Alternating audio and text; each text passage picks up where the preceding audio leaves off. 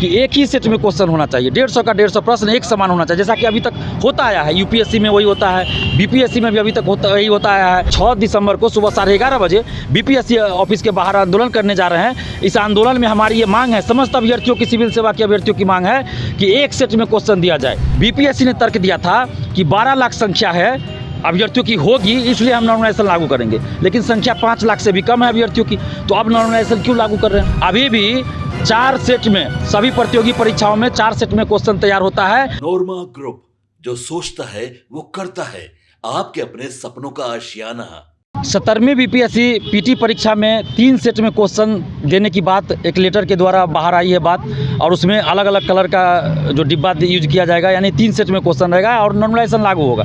इसी का हम लोग शुरू से विरोध करते रहे हैं कि एक ही सेट में क्वेश्चन होना चाहिए, 150 का 150 प्रश्न एक समान होना चाहिए, जैसा कि अभी तक होता आया है। यूपीएससी में वही होता है, बीपीएससी में भी अभी तक वही होता आया है कि एक सेट में क्वेश्चन दिया जाता है। अन्य राज्यों में भी सिविल सेवा में यही होता है। और कुछ दिन पहले बीपीएससी ने कहा था कि 15 नवंबर को छात्रों के साथ इस मुद्दे पर मीटिंग होगी, लेकिन एक रंगा सियार कोचिंग शिक्षक जाके मिलते हैं बहुरूपिये, उसके बाद छात्रों के साथ मीटिंग नहीं बीपीएससी करती है और गुप्त रूप से नॉर्मलाइजेशन और अलग अलग सेट में क्वेश्चन देने की तैयारी बीपीएससी कर रही है।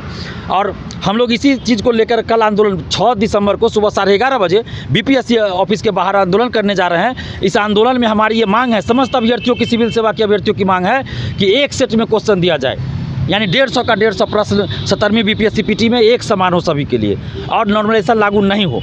और नॉर्मलाइजेशन का विरोध हम लोग इसलिए कर रहे हैं, बीपीएससी ने तर्क दिया था कि 12 लाख संख्या है अभ्यर्थियों की होगी, इसलिए हम नॉर्मलाइजेशन लागू करेंगे, लेकिन संख्या 5 लाख से भी कम है अभ्यर्थियों की, तो अब नॉर्मलाइजेशन क्यों लागू कर रहे हैं? फिर इन्होंने कहा कि पेपर लीक रोकने के लिए नॉर्मलाइजेशन लागू कर रहे हैं, अलग अलग सेट में क्वेश्चन दे रहे हैं कि 3 सेट में देंगे अलग अलग, तो पेपर लीक नहीं होगा।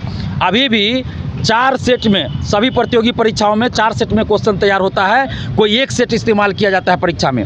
और जो कोचिंग माफिया, परीक्षा माफिया है, सेटर है, वो चारों सेट का क्वेश्चन आउट करा लेते हैं, और जिससे पैसा ले रहे थे उसको चारों सेट का क्वेश्चन आंसर रटवा देते हैं और वो पास कर जाते हैं। तो ये जो 3 सेट में क्वेश्चन कह रहे हैं कि देंगे, तो जो कोचिंग माफिया है, परीक्षा माफिया है, वो लोग तो तीनों सेट का क्वेश्चन आउट करा लेगा सेटर सब, और तीनों सेट का क्वेश्चन हटवा देगा, जिसके पास जो सेट आएगा वो बना लेगा। तो ये पेपर लीक रोकने के लिए नहीं, बल्कि पेपर लीक को छुपाने के लिए किया जा रहा है। तो हम लोगों की मांग है, एक सेट में क्वेश्चन हो, 150 का 150 प्रश्न सभी अभ्यर्थियों के लिए एक समान हो, नॉर्मलाइजेशन लागू नहीं हो।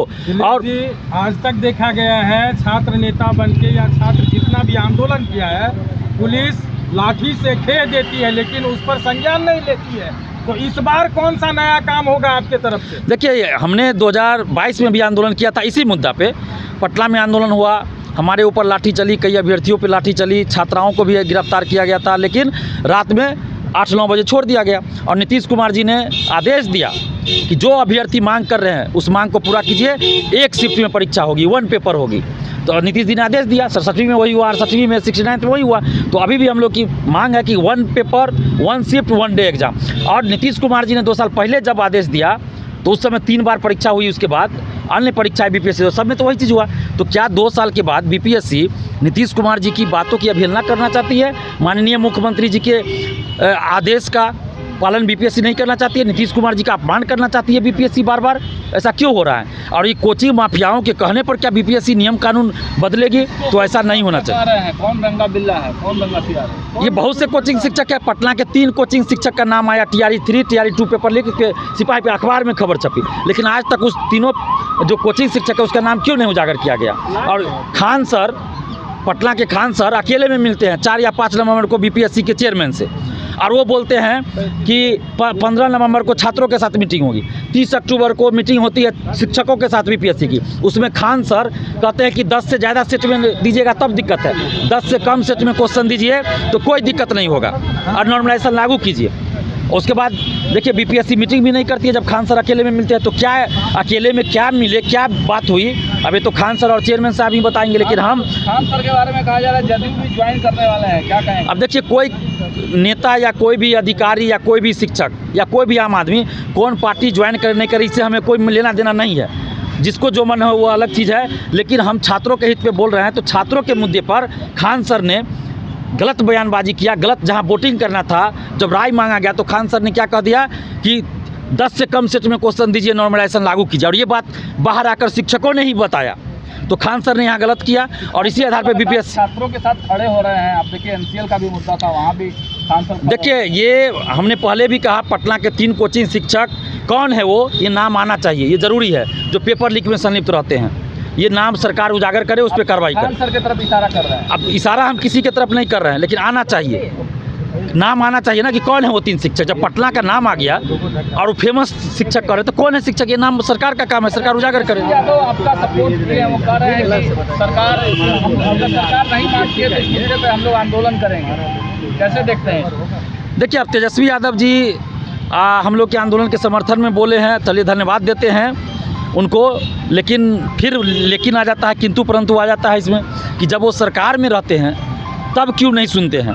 2 साल पहले भी हम लोगों ने आंदोलन किया, लाठियाँ चली, उस समय उप मुख्यमंत्री थे, 10 लड़कियों को अरेस्ट किया गया, उस समय एक शब्द नहीं बोले, ना एक ट्वीट किए, ना एक शब्द बोले। BSSC CGL 3 में पेपर लीक हुआ, उस समय भी हम लोग लाठी खाए, उस समय भी कुछ नहीं बोले। है वो। उसके बाद विजय सिन्हा जी, सम्राट चौधरी जी जब विपक्ष में थे उस समय ये लोग भी बोलते थे हम लोग के आंदोलन के समर्थन में, लेकिन अभी सरकार में है तो हम तो हाथ जोड़कर विनती करते हैं सभी से कि अभ्यर्थियों के हित में फैसला लीजिए, अभ्यर्थियों को न्याय दिलाइए। हम सम्राट चौधरी, विजय सिन्हा जी से भी कहते हैं, मुख्यमंत्री नीतीश कुमार जी से भी विनती करते हैं कि अभ्यर्थियों के साथ न्याय कीजिए और एक शिफ्ट में परीक्षा, 1 day exam, 1 paper, 1 shift exam. क्या लगता है सरकार को आंदोलन करवाने की आदत पड़ गई है, क्योंकि पहले आंदोलन होता उसके बाद मांग को अब ये तो सरकार ही बताइए, हम नहीं बता सकते। लेकिन आप देखिए BPSC का जो रवैया है, जब से 17वीं BPSC आई है और 200 SDM 136 BPSC का जो पद आया और टोटल अन्य पदों को मिलाकर टोटल 2000 से अधिक पद, तब से BPSC का रवैया खास कर देखिए तो एकदम तानाशाही वाली रवैया हो गई। 93,000 लगभग 90 से 93,000 लोग फॉर्म नहीं भर पाए। 1-2 दिन मौका दे दिया जाता वो फॉर्म भर लेते, एडिट का मौका नहीं दिया गया, बहुत लोगों का कुछ गलत है, सर्वर उनका काम नहीं कर रहा था। तो ये सब 13 दिसंबर को परीक्षा होनी है और ये नया बखेरा खड़ा किया गया है, अभ्यर्थी पढ़ाई करे, क्या करे? दिलीप जी, खान सर आपके सहयोग में है या विरोध में है, ये कहेंगे कुछ उनके लिए? अब ये तो खान सर से आप पूछिएगा ना, ये तो हमको खान सर का समर्थन चाहिए भी नहीं चाहिए, चाहिए, किसी अभ्यर्थी को नहीं चाहिए। ये एक खान सर जैसे लोगों का समर्थन नहीं चाहिए। हम धांधली सेटिंग, पेपर लीक, शिक्षा माफिया, कोचिंग माफियाओं के खिलाफ लड़ रहे हैं। आप मानते हैं कि खान सर ये अब आप लोग तय कीजिए, आप लोग पत्रकार हैं, आप लोग को कैसे बोलना है, क्या करना है। किन किन छात्र संगठन का समर्थन प्राप्त है? देखिए